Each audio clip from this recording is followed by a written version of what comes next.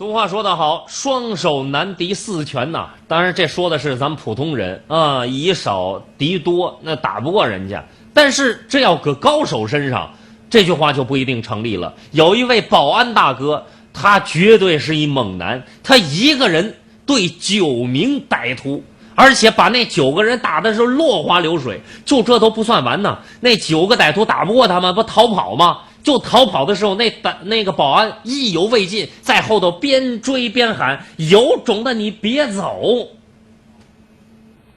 噼里啪啦进了门，几个年轻人每人手拿一支棍棒，直闯管委会办公室，逮什么砸什么。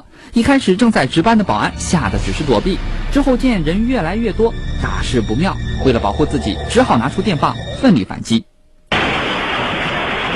没想到这位保安左挥右打，竟然以一挡百，没出几秒钟就把前来的闹事者打得撒腿就跑。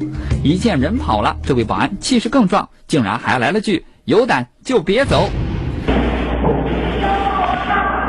从监控上看，这次闹事的是9个未成年人，他们戴口罩拿棍棒，10多秒钟把管委会砸得乱七八糟。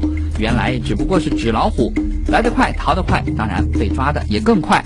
警方当晚就将闹事者以恐吓伤害毁损罪移送当地司法机关。这个保安回头老板估计要升他做保卫科科长了啊，这太厉害了啊！